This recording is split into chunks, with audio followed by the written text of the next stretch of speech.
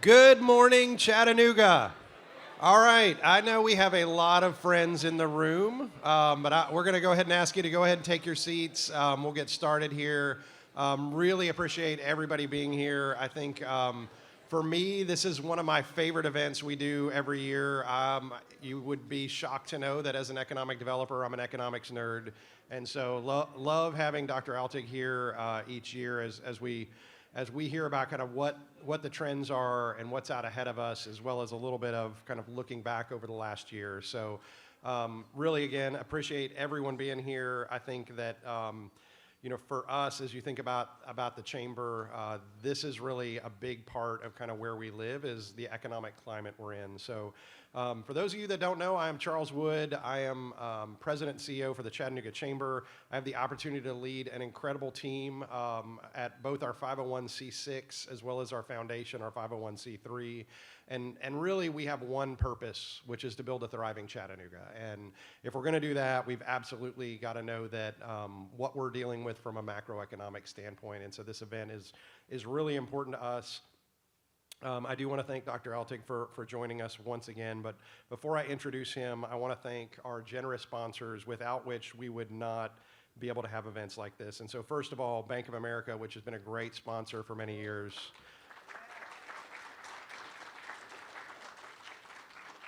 And then our platinum sponsors, Blue Cross Blue Shield of Tennessee, EPB, which keeps the lights on and the data flowing, and Sandler Training are our platinum sponsors. Our gold sponsors are the Chattanooga Airport, First Horizon Bank, Food City, Grandview, PNC Construction, Pinnacle Partners, Santa Fe, Six Strong Media, Truist, Unum, and Volkswagen of Chattanooga. So if you could please give them a round of applause. I also would like to thank our staff that makes this happen. Melissa Wallace is probably in the back of the room making sure things are all working, so really appreciate her hard work, as well as Caleb on our marketing team, who gets the notice out and makes sure that we're really kind of lined up from a marketing standpoint. So appreciate all their hard work. And then I'd like to thank the Chattanooga Theater Center. How many people have been here before? Okay, good crowd. So if you haven't seen shows here, phenomenal. This is community theater at its best, and we're fortunate to have them. And then lastly, I want to thank Mayor Kelly, who I think is somewhere in the room, so down here. So I want to thank Mayor Kelly for his leadership. There's been a few things happening in Chattanooga lately, if you've noticed. And a lot of those things happened because of his leadership. So I do want to thank him. And I will say, also big economics person for us and pays a lot of attention to the data. So I will say we've got a lot going on in Chattanooga. And we've been fortunate over the last few years to be able to handle some really tough challenges, right? And so if you think about what we've seen around global pandemic, runaway inflation, housing shortages. I mean, Chattanooga is facing a lot of the same issues that the rest of the country is facing. But I would say we've done it. We've been pretty successful over the last few years. Our employment numbers for the metro area are the highest they've ever been. We've kept unemployment at around 3% for the last year. So we are doing well. There's certainly a lot of work to do, and there's a lot of things for us to navigate. But we've got some great things, I think, in the pipeline that you've seen. Certainly the Bend project, which was, the TIF was finalized for that towards the end of last year. That will have a huge impact on our housing issue that we've seen here, both for kind of market rate that'll happen on the Bend project, as well as what can happen in our largest public housing project with redevelopment. So that will be a big thing for us, and our economic development pipeline is looking very strong for 2024. So we are not immune to national and international trends, and really because of that, I appreciate the fact that we have Dr. David Altig here to present to us. So I'll give you a quick run through on his bio for those of you that have not heard him before. The most important thing is he is both a very sharp economist and a great and entertaining public speaker, which is hard to combine. So we appreciate that. David's Vice President and Director of Research for the Federal Reserve Bank of Atlanta, where he advises the Atlanta Fed president on monetary policy related matters while overseeing the research division. He's a fellow and immediate past president of the National Association of Business Economics, a member of the Advisory Council for Global Independence Center and College of central bankers, and a member of the National Business Economics Issues Council. Before joining the Atlanta Fed in August of 2007, Dr. Altig served as Vice President and Associate Director of Research at the Federal Reserve Bank of Cleveland. If you'd please join me in thanking David Altig for being here.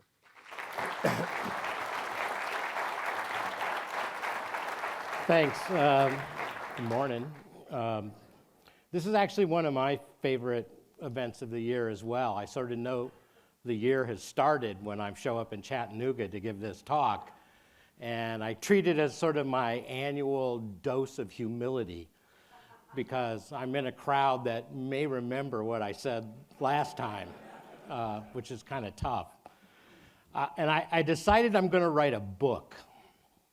And the first line of the book is, "I am a tortured soul."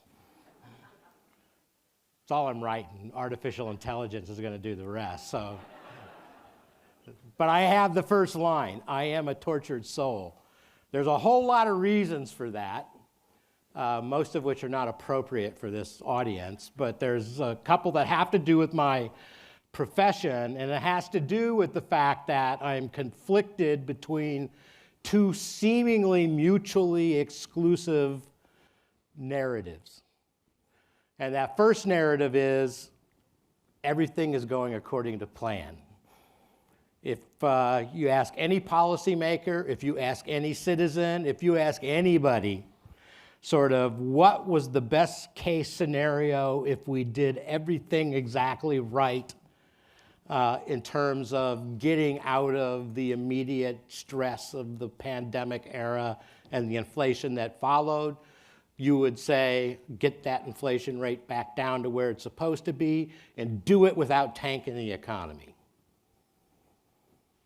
Well, that plan worked out pretty well. On the other hand, nothing is going according to plan. It wasn't supposed to work out that way.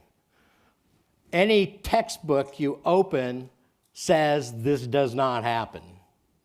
You cannot basically engineer the end of a very significant inflationary period fought with very significant tightening of monetary policy in very rapid period of time, and just leave no scars, leave no marks.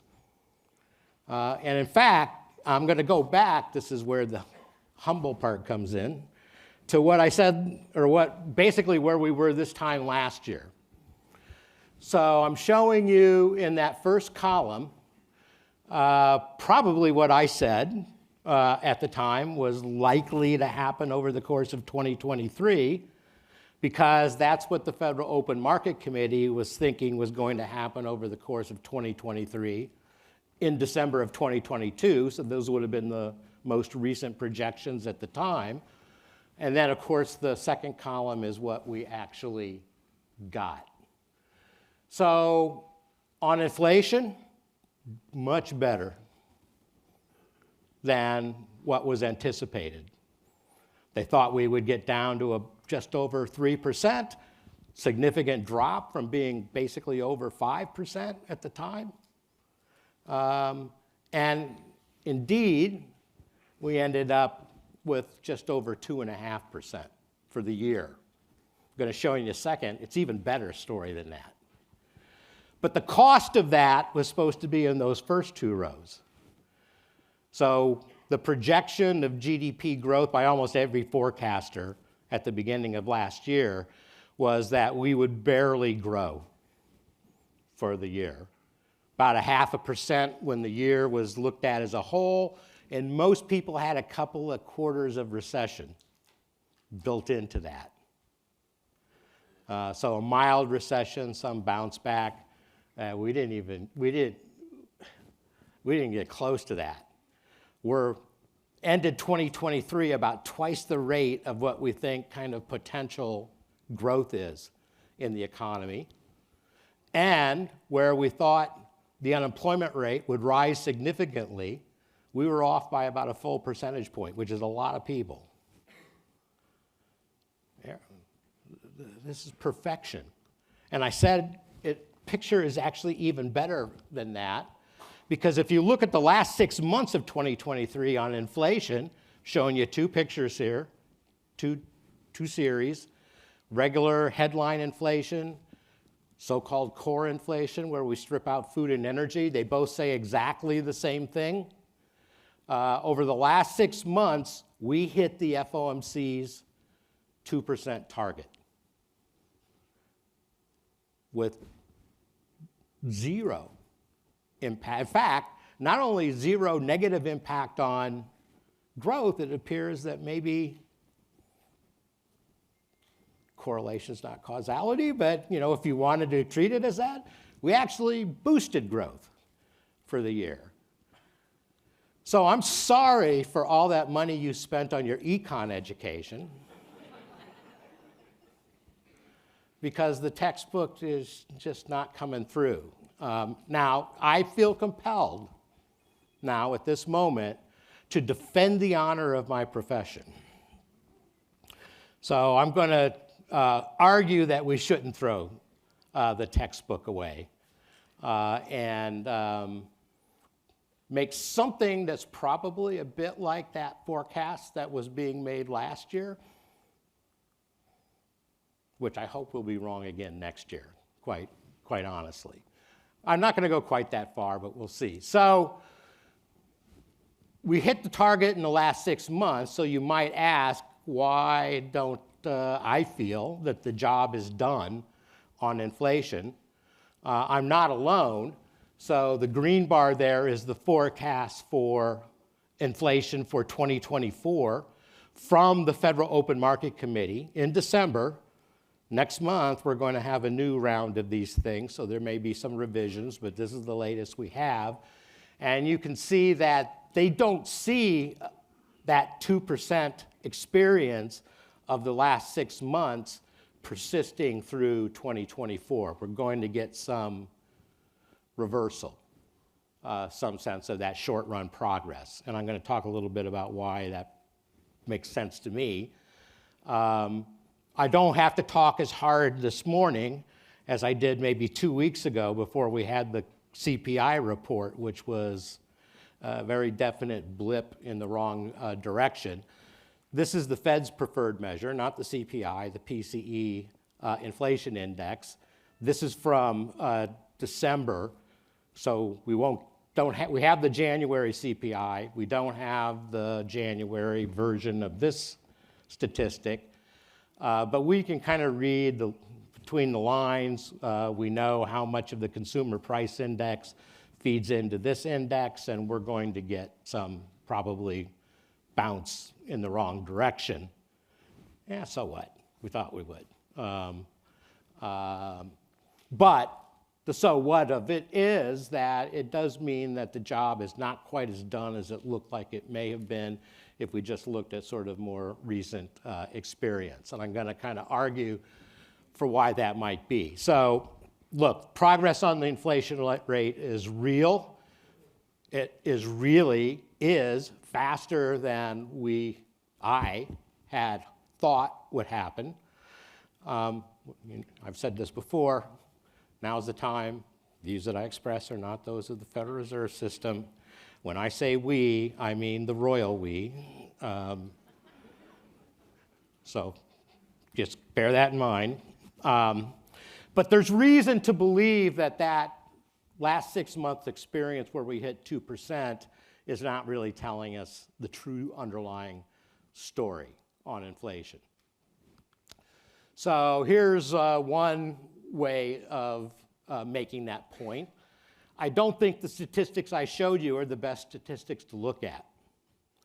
So we always look at core inflation because we don't want to get fooled by like large and sudden drops in energy prices, which will go away and not contribute persistently and consistently and sustainably to lower inflation. So we try to look through that by taking out the volatile food and energy components. But that's kind of arbitrary. There's a better way to look at it, and that better way to look at it is this Dallas Fed measure, which if you ever ask me, you didn't ask me, but I'm going to tell you, what I think is the best underlying statistic we have for the near-term inflation trend, and by near term I mean 12 months out, it's that Dallas Fed thing. And what the Dallas Fed thing does is it recognizes, and I'm going to show you a couple slides that are all about the distribution of price changes within these statistics. So remember what we're measuring. We're measuring the rate of growth of prices in a consumer market basket. So it includes everything.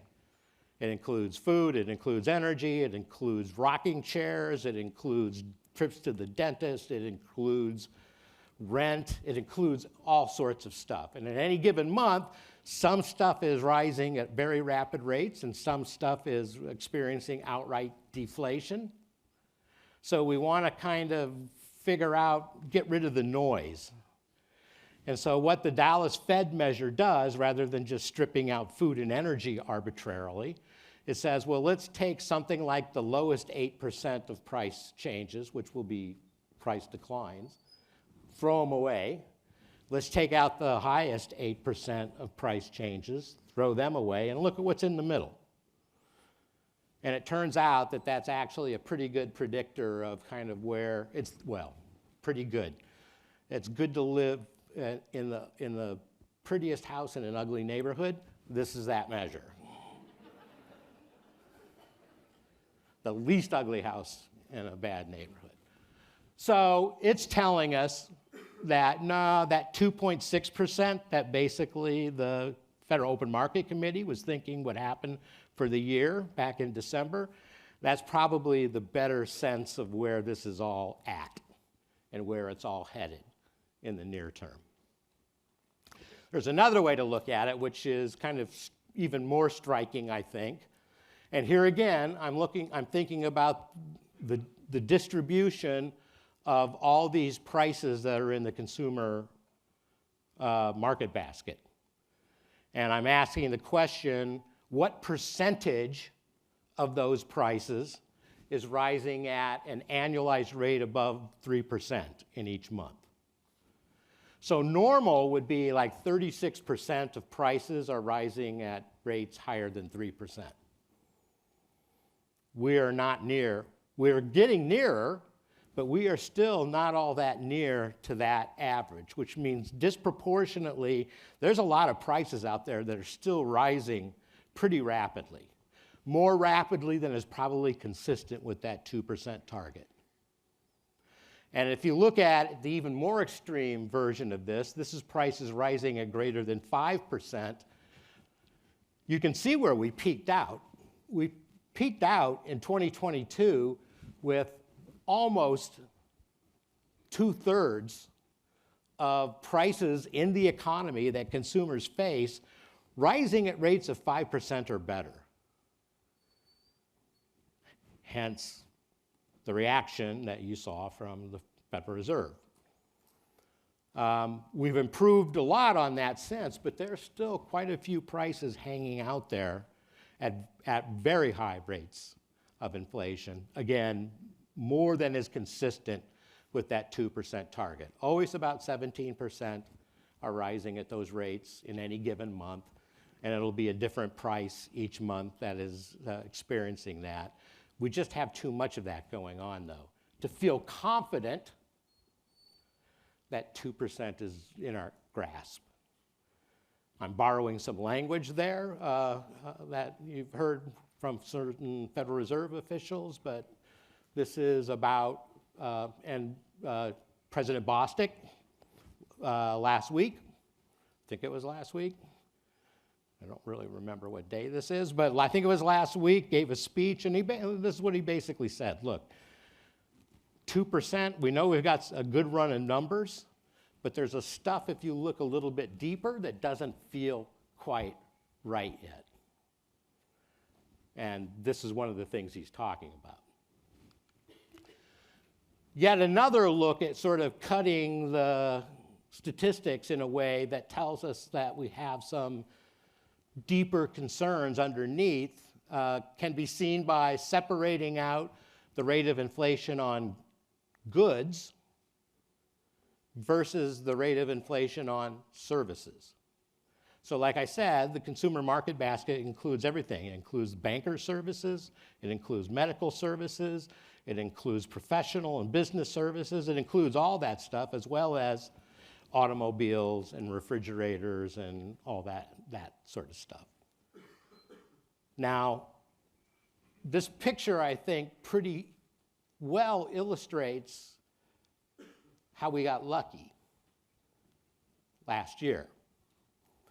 Because whereas normally goods inflation kind of hovers around 0, so typically the average price of goods that consumers buy in the economy simply they don't rise much. And typically they actually fall just a little bit. So the average would be, inflation in goods would actually be a small deflation. Well, we got a pretty sizable deflation if you look at the end of this series last year. So we got a lot of downward pressure from the goods side of the economy. That's excellent, but it didn't translate over into what's happening on the services side of the economy.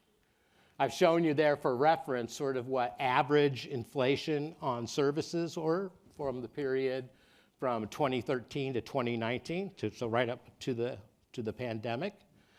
And it would be, 2.3, 2.5% or so. And that's kind of the normal state of affairs. The normal state of affairs is you got a 2% target. Goods inflation is much lower than that.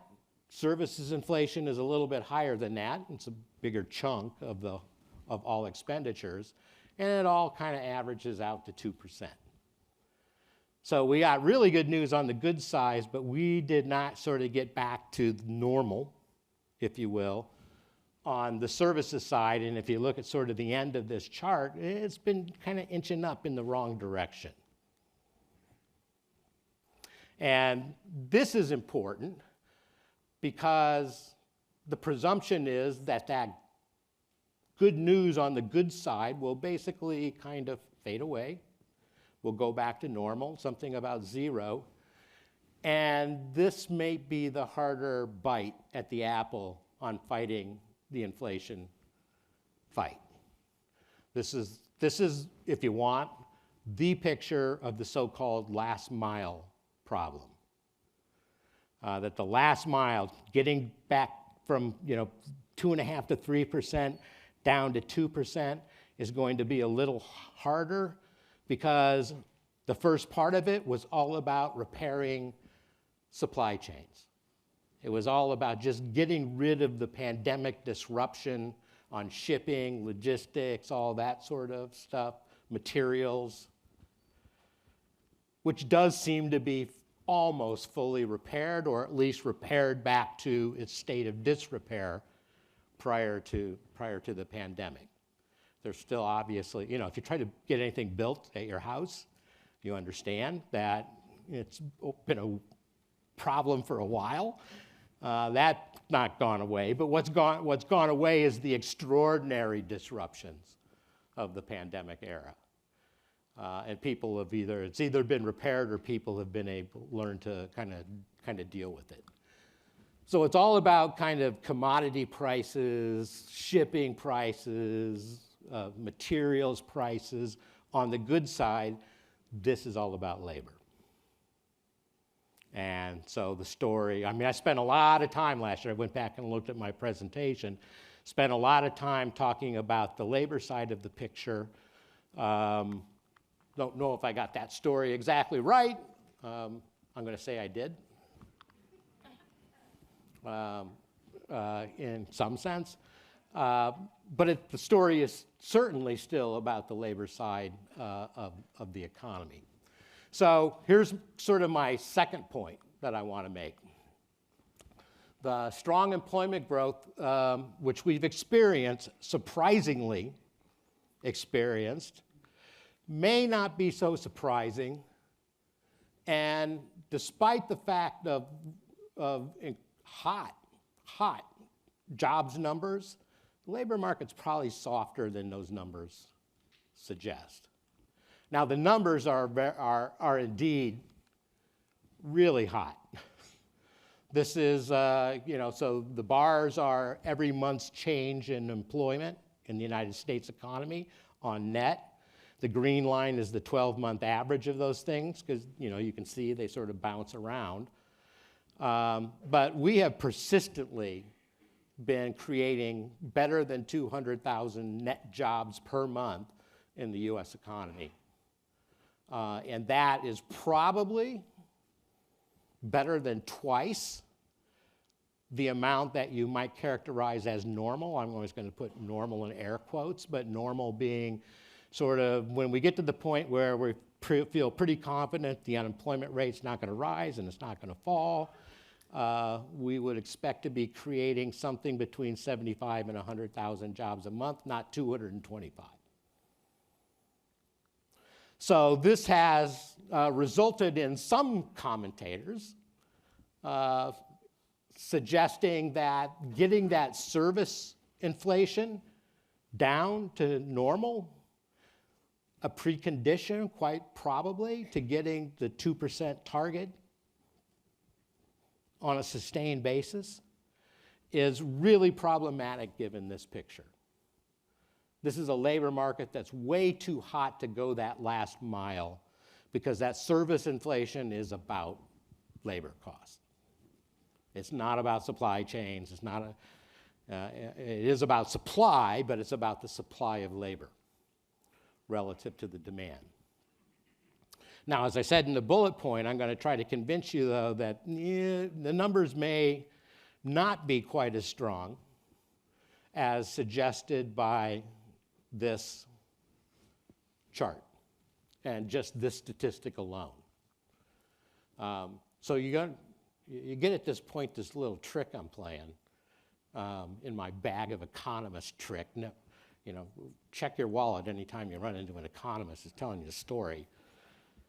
I'm going to find a bunch of statistics that tell my story. This ain't it. One start to it is this picture. This is actually average weekly hours in the U.S. economy. So as we've gotten this really strong and persistently strong employment growth, actually the average hours worked in the economy has been falling and falling quite persistently since 2021. And that's partly part-time work, obviously, but it's not really mostly part-time work. This is just largely people are working less on average. So a lot of these jobs, so another way to put that is every job created doesn't sort of create exactly the same labor supply as the last job created because the amount worked is not quite as much. Hours are still going up, but much slower than you would anticipate on the basis of that employment picture alone. So that's one element of it. The other thing I kind of think is interesting is that maybe this kind of really ongoing strength in the labor market is not all that surprising given that total jobs in the economy are still not what we would have expected if everything had just gone along the way they were going before the pandemic hit. So that dashed line, which is a highly scientific line I drew with PowerPoint, but kind of makes the point, I think, well enough. If I did a formal regression or something like that, I get the same thing, is that if the future was like the past, the immediate pre-pandemic past, then we would have expected to be on that dotted line at this point. And not only not on it, we're really not moving towards it at all. So we're still, in some sense, below trend on the total employment in the economy. I looked at Chattanooga, by the way, it looks the same. It looks a little better. And in fact, there was a point at which a couple years ago, you guys actually kind of hit back to trend. But then the trend kept going and employment did not, much like this picture. So this does take me back to my comments of last year where I said, I'm a little bit skeptical about how much more blood we can squeeze out of the labor supply rock, largely because prime age labor force participation, prime age being those aged 25 to 54, had done an awful lot of work and had exceeded or reached or exceeded pre-pandemic levels, but that has leveled off. It's fallen a little bit.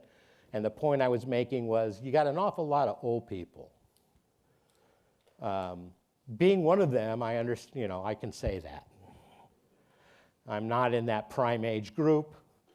I keep trying to convince my colleagues, look, I'm prime age, I'm top of my game. And I say, how old are you? And he goes, no, you're not prime age. Get the hell out of here. And you can, what I showed last year has not changed. There's been really there's not a complete reversal, and there will not be a complete reversal of the increasing aging out of the labor force of the baby boom population. So this flattening out is probably something that doesn't go away very, very quickly. And it does mean there's a sense in which this means that, we're still have an element of the labor market that is experiencing tightness and will continue to experience tightness. Now, that tightness has fallen off, to be sure. So, and here is one measure of that. This is, some of you may watch this statistic. It's from the Job Openings and Labor Turnover Survey from the Bureau of Labor Statistics. And it's basically quits. It's the rate at which employees are voluntarily leaving their employer. Now, we know a couple things about this. When you do that, it's generally because you have a better offer somewhere. Research has shown that job quitters typically are moving to places where their productivity is higher. So this is all good. This is all about dynamic economy, but you can see sort of what happened during the pandemic. It just exploded. Everyone was, walking across the street for a nickel. We're back to the pre-pandemic level of quits now. So this is a measure, if you like, of labor supply, or at least it's a signal of what's happening on the supply side of the labor market. And we're kind of normalized there. This is sort of consistent with my observations about these increases in the labor force participation rate. It's sort of leveled off. You can see this actually in looking at the premium that you get for leaving your job, or the premium that the typical job leaver gets. So the blue line there is basically average wage growth for everybody, all workers, or at least all workers who can stay continuously employed. And the green line is the average growth rate for those who leave their job and go somewhere else, staying continuously employed. And that premium got to be pretty high. It is now back to normal. So why are people not quitting? The return to quitting is not at these outsized levels that they were during the pandemic and its immediate aftermath. On the other side is the labor demand kind of picture, and this also comes from JOLTS. This also comes from that same survey from the Bureau of Labor Statistics. And this is the number of job openings. So this is kind of a symptom or signal of labor demand. And we have not returned to pre-pandemic levels there. So you've got supply is sort of, so this is, look, economics is this is why you don't throw the textbook away. Everything is really simple. There's a supply curve, there's a demand curve. When there's an imbalance between the supply and demand, when there's too much demand for supply, prices go up, whether they're wages or consumer prices or whatever. When supply is greater than demand, prices go down. There, I saved you tens of thousands of dollars in graduate education.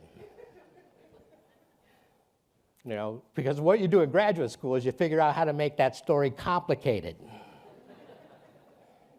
It's not complicated. It's really easy. So we have supply that's kind of normalized. We got demand that looks a little bit still hot. I'm not sure that I expect this to change. And there's some reason to feel cautious about such a number. Maybe the cost of advertising a job has gone down because you can just throw it out on Indeed or whatever it is. That could be at play here, but I actually think there's something sort of real here. I'll point out that this is geographically pretty diverse. This is the number of job openings relative to the number of unemployed people in each state. So you can see Tennessee right there. So there's about 1.6 jobs that are seemingly available for every unemployed person. You look at the places that really stink, California, New York, yeah. I'll leave that on, I won't say any more about that.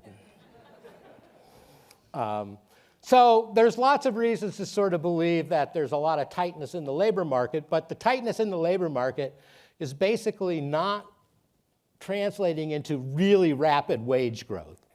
And when you worry about that services inflation and the labor component and contribution to it, that's what you're worried about. Are wages growing at a pace that is inconsistent with declining inflation rate? Growing at a rate that firms and businesses are compelled to pass on the cost to consumers?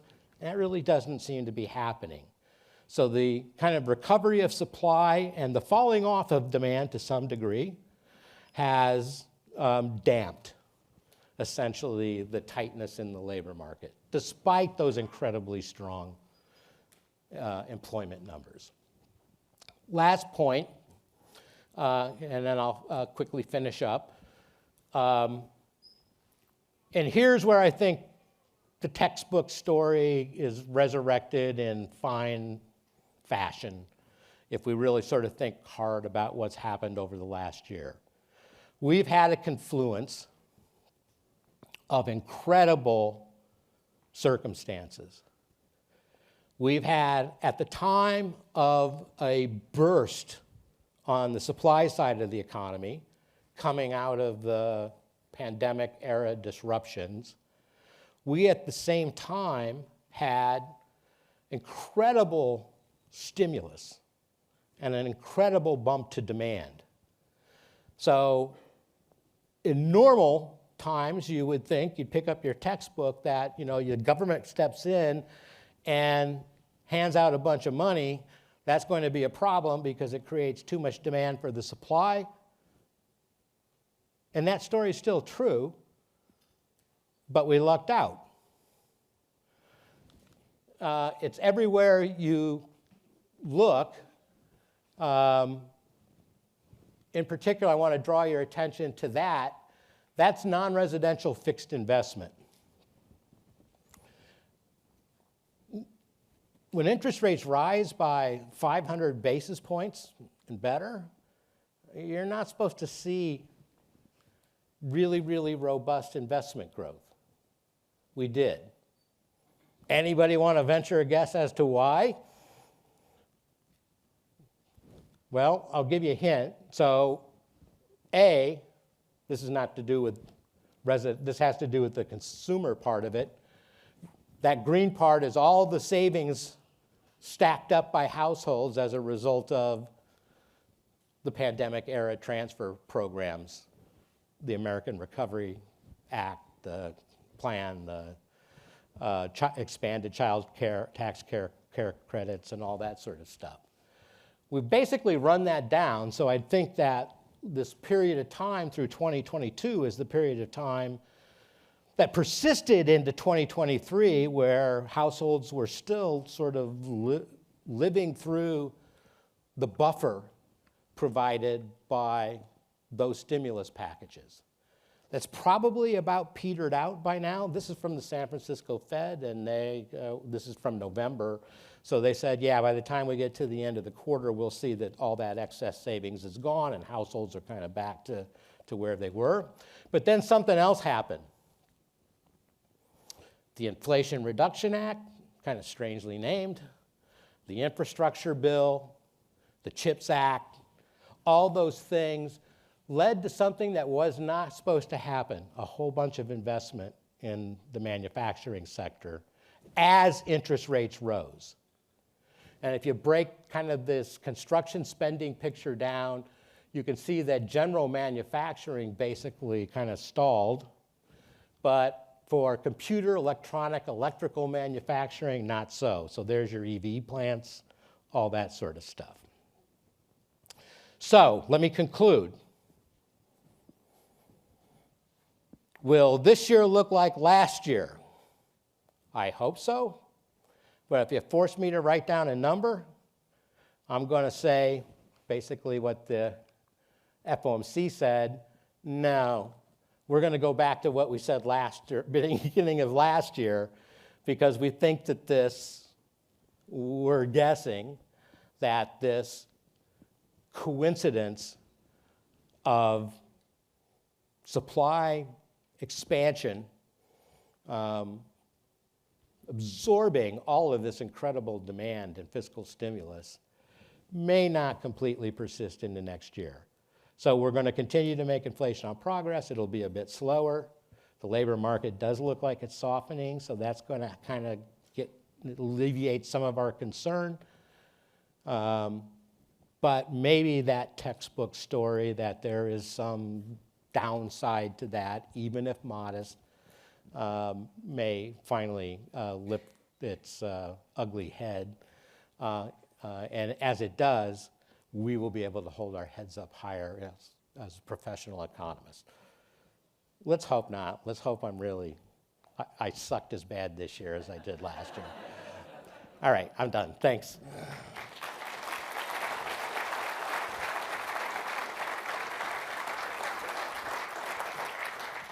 Thank you very much, Dr. Altig. My name is Rusty Graham with Baker Donaldson, and I'm also the vice chair of the Economic Development Committee for the Chamber, and glad to be here this morning. I'm going to be moderating our question and answers, and as you've seen, we've been submitting questions through electronic means, and we have a number of them, and I'm going to be going through them. So are you ready, Dr. Altig?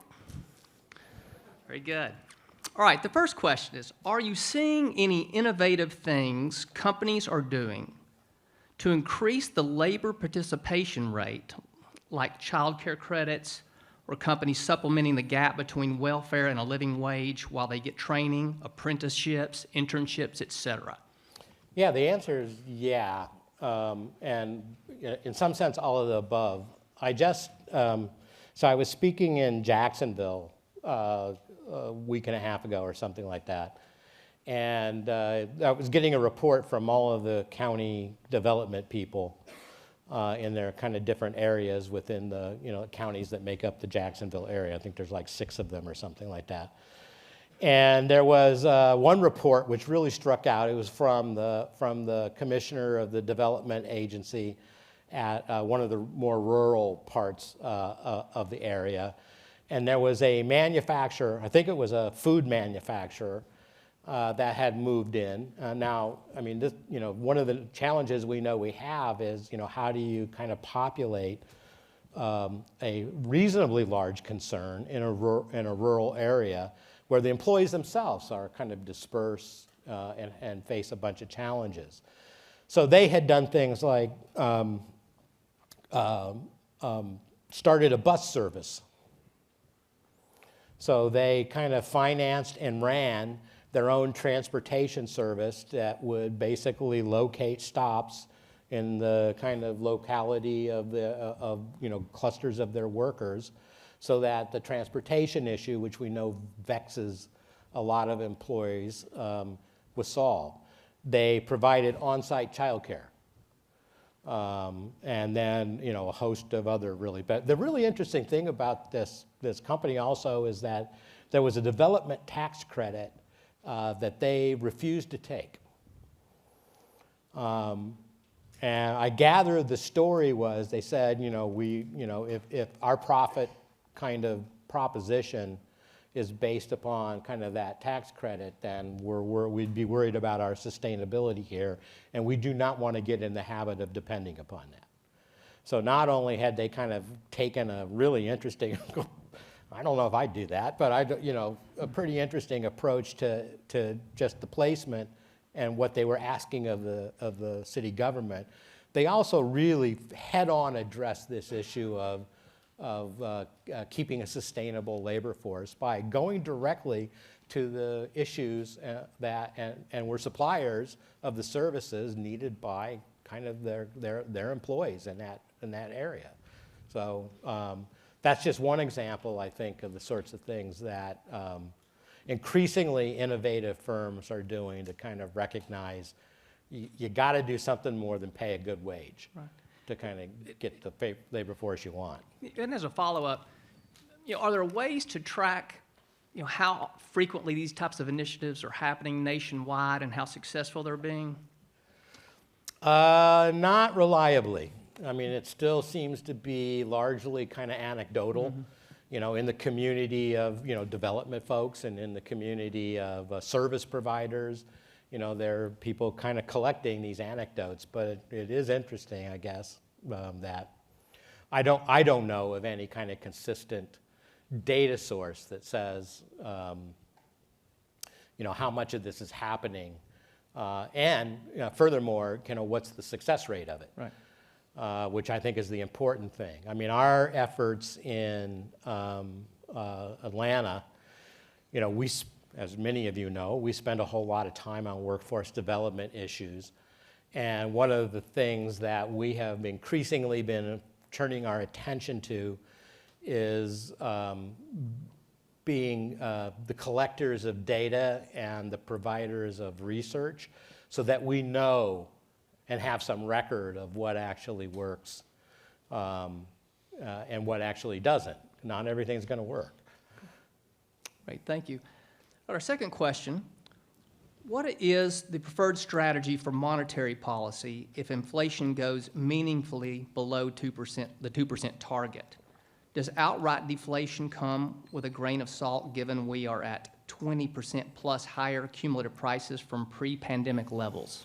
That's an excellent question and not one that I can answer. I don't think the committee has weighed in on that. I do think, I can say a couple things. One is I do think that when I kind of listen on and I know I'm not making a political statement here, but when I listen to people kind of scratch their heads about, the rate of inflation has come way down, why is everyone so pissed off still? And, that gets to the answer to that, a reasonable answer that I think, which is inflation rate coming down just means prices aren't rising as fast. It doesn't mean that, the price of milk kind of has reversed back to its pre-pandemic norm. And people are a lot smarter than me on this. I get my head stuck in inflation, but the real lived experience is about the level of prices. Now, when the committee did its last framework review, it chose not to get into the weeds or anything on this, but they chose a strategy which does not envision deliberately running the rate of inflation down below 2% if it had run higher than 2% for a time. The reason for that is that there was a belief that that will kind of happen organically when the economy normalizes. If you'll recall, we spent a lot of time between 2012, when the 2% target was actually implemented, up to the pandemic, with rates of inflation below 2%. So much so that the policymakers were a little bit worried about that because you didn't want to be in a situation where, interest rates were so low, the rate of inflation was so low that you kept hitting zero every time you ran into, a significant bump in the road. Those zero interest rates are not something that are desirable for anyone. for lots of reasons. I mean, it kind of may feel kind of like candy when you're in it, but it's generally associated with not such great times. So they chose sort of an average inflation targeting kind of approach where there would be these periods of time where you were above 2%, and that would be okay because that would sort of average out these longer periods of time where you're below 2%. Now, no one at the time envisioned what happened. So there will at some point be another review of that framework. It hasn't been announced yet that it's going to happen, but at the time that they rolled this out, they said, something like every 5 years or so. So we're kind of coming up to that time frame, and we'll see if they do take it on kind of in the near term, and then how they'll answer that question. Because that question will almost certainly come up because it is a circumstance that was much different than what was envisioned when the whole thing was rolled out the first time. Well, in a related question, and one you probably anticipated, the third question is, what do you see the direction of interest rates and the timing of changes? What do you see as the yield curve over the next year? Well, those are two different questions.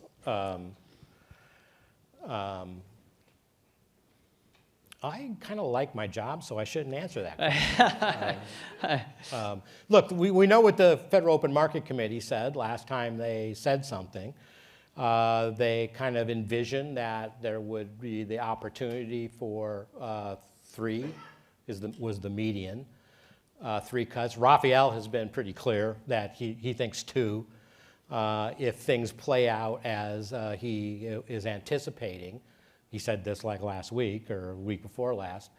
But it's, as my presentation I think kind of clearly illustrates, things don't play out as you anticipated quite often. So, kind of who knows. The market has, it's not surprising to me that the yield curve is inverted because I think it's in everybody's mind that the long run interest rate is going to be lower than where it is today. I mean, that's just sort of, we're in a period of kind of adjustment to the high rates of inflation, and we'll return to something like normal. Who knows exactly what that is, but it's not going to be 5% plus funds rates. I mean, nobody believes that, and you can see it from the summary of economic projections from the FOMC.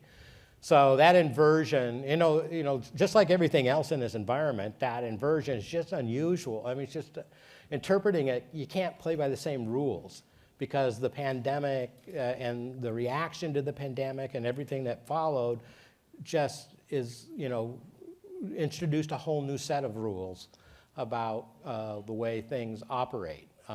You don't usually go into a recession like we had during the pandemic with financial conditions as solid as they were. Almost always, downturns in the economy happen when people are out over their skis.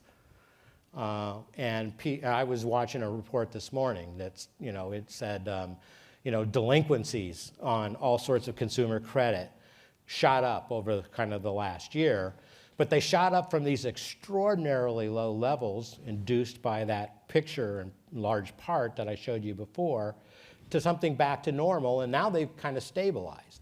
So in some sense, we're kind of back to a pre-pandemic norm that wasn't so bad and kind of fragile. And maybe that kind of is the reason we keep getting surprised about the news being better than what we expected, because we are applying textbook rules to an environment that probably is not consistent with the environment that kind of thing envisions. Well, speaking of inverted yield curves and recent news, this news last week was reported that the United Kingdom is entering a recession. Does that signal anything for the United States? No. I mean, there's one huge problem that the UK has that we don't have, and it's energy. I mean, well, for one thing, the UK is a small open economy, basically. I just heard people from the Bank of England kind of talking about this. So they had much higher inflation than we had. They had to be much more aggressive, and a good piece of that is the fact that they are much more exposed to kind of adverse energy kind of developments, which, thankfully the last year sort of alleviated to some degree.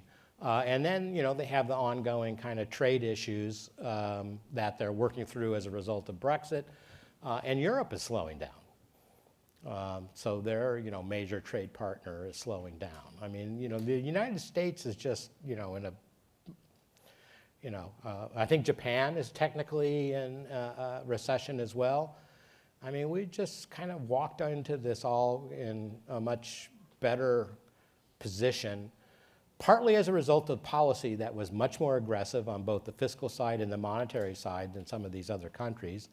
Not on the monetary side in the UK, but they just had this other set of problems. So I don't think in any way these stresses in other countries are easily and directly translatable to kind of issues that we're going to face. Now, I will say that, if you ask me where the risks are, where the dragons be, think of the Red Sea and think of, the possible reemergence of significant disruptions in sort of global trade patterns as a result of some geopolitical development that is outside of the reach of standard economic policy. It just is. Great. We have time for one more question. This one's a little bit more on the domestic side. Are particular regions in the U.S. doing better or worse than others on inflation, unemployment, and growth? Yep, this one. I mean, you saw it in that map that I showed you. You've got kind of these coastal,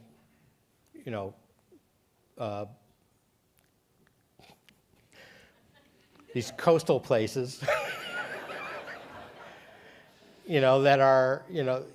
that are not, that are, suffering, and some parts of the Midwest, basically west of Michigan in particular, and Ohio, that are not enjoying kind of what this part of the world is enjoying, which is, economic activity, which includes people, importantly includes people, moving in our direction.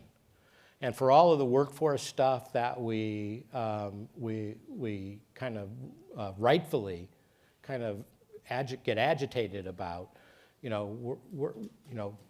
always said, the United States, basically we're going to have this kind of slowdown in labor growth because of the aging of the population, but you can import population. And you can import skilled workers and unskilled workers and young workers. The same with regions, and that's what's happening in the Southeast, and there's no reason to believe that's going to reverse. Right. Thank you, Dr. Altig, and thank you for your questions, everyone.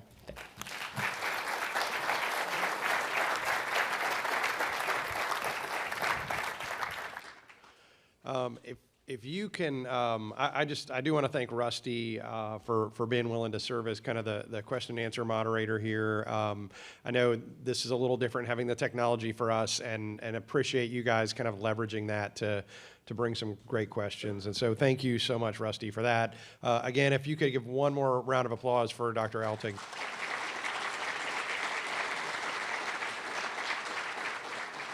And I'll say we have a number of board members that are in the room here today. I appreciate their support. They've been incredible over the last year, and certainly we've engaged them as much as possible. So I do want to thank them. Our chair, Paul Leith with Chattanooga Gas, is in the room, as well as a number of other board members. So thank you for your service to the organization. We greatly appreciate it. For those of you that can make it, we hope you can. Our next signature event is our Small Business Awards on April 30th, so we hope you can make it there. Again, thank you for being here today. We appreciate you guys spending your morning with us, and hope you have a great day.